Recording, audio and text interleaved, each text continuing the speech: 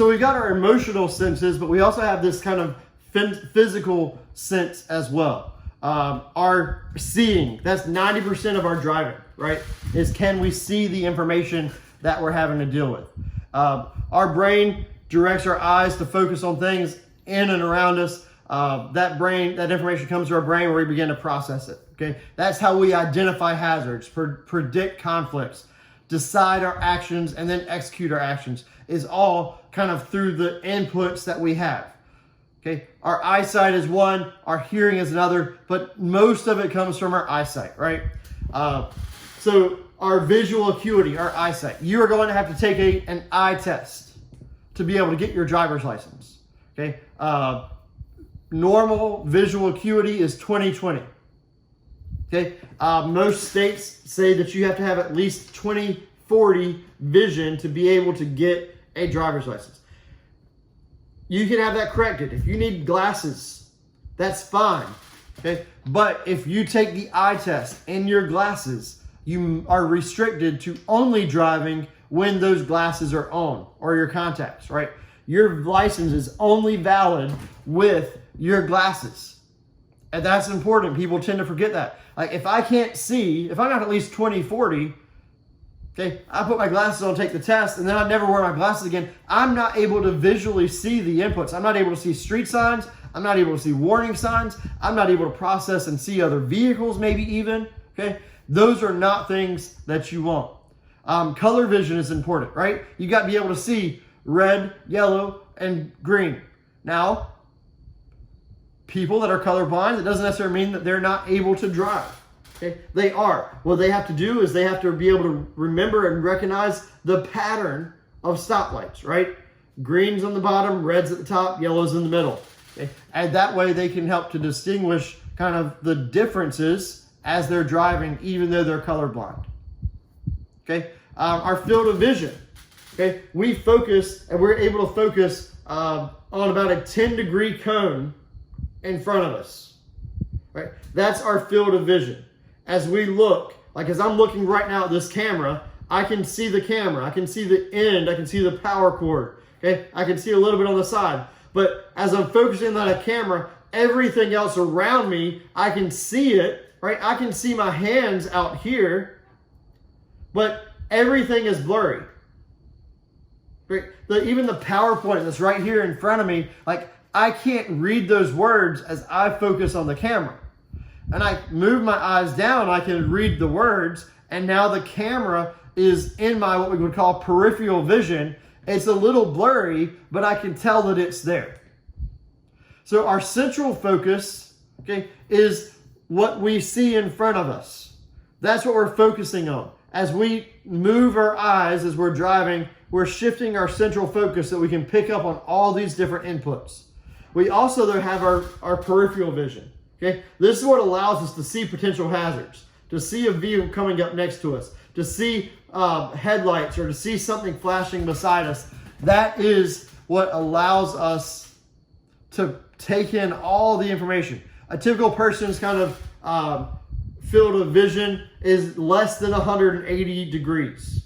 Okay, if you have a field of vision that is less than 140 degrees, then you have a narrow field of vision, okay, or tunnel vision, and you're not able to focus on your whole peripheral. When I have a CDL, I drive activity buses. They put you in the machine that you guys did your eye test on, and they flash lights, okay, and you have to be able to see those lights to be able to get your CDL. Okay, depth perception. Depth perception is your ability to judge distances. Okay, that's your job as a driver all the time, right? You're judging your 3-second rule. As you're pulling out in traffic, you're judging, do you have enough space to pull out into traffic? And so you can compensate for having poor depth perception, because some of us do. Like, that's not necessarily something you can just learn.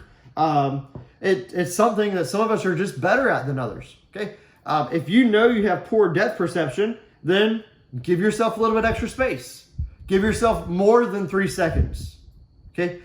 Give yourself more space when you're passing or when you're pulling out into traffic. Okay, night vision. Our vision at night is impaired. Okay, we can't see as far. Not being able to see as well at night, we call it night blindness. Okay, now that affects all of us. Okay, our eyes are not built to see as well during the day or during the night as they do during the day. Okay, so we are limited to seeing the area illuminated by our headlights. Okay, by street lights and anything else around us, other cars' headlights. Okay, you might not be able to see things on the side. You might not be able to see your street lights or your street signs quite as good as you can during the day. Okay, so how do you recover from bad situations? Okay, don't look directly at bright lights. Okay, look down and to the right. Okay, squint a little bit. Decrease the amount of light that your eyes are bringing in when you come into a situation where somebody might be having their high beams on. Okay, slow down until your vision recovers. All right, the faster you go, the more things begin to blur around us. That's called, in the textbook, they call it vision smear, right?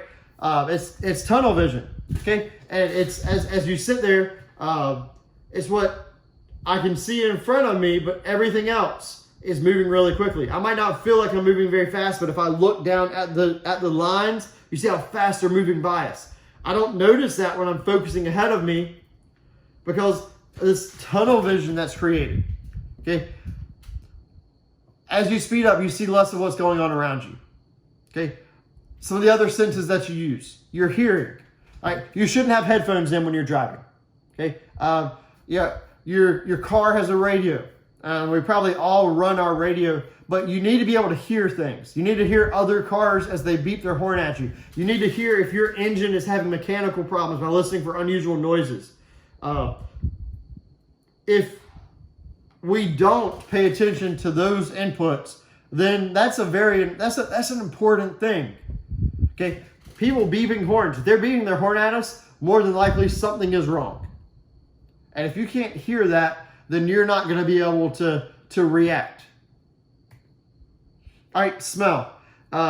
With smell, it doesn't help us a whole lot with our actual driving task, but in terms of diagnosing issues with our vehicle, if we smell a burning, if we smell an overheated engine, if we can smell our brakes, we smell our transmission. Those are all things that give us a warning that something is wrong. Okay, and then our sense of motion as well. As we're driving, our balance tells us, hey, are we moving to the right or to the left? As you turn around a curve, gravity, the forces of motion are going to keep trying to push you down and into the curve. Right? We can feel that as we begin to shift. If we're moving, we can kind of feel that movement of the cars. And so our sense of motion helps us as well. Okay. High risk situations, basically, sometimes we put ourselves in those high risk situations. One of the biggest things we do to put ourselves in high risk situations is to distract ourselves. Okay. And so I'm gonna pop up a distracted driving video. It could be our cell phones, it could be the radio, it could be adjusting our audio, it could be adjusting our air conditioning, our climate controls. It could be talking to our passenger. Okay? There's all different types of things that can distract us, and when we get distracted, we begin to put ourselves into riskier situations.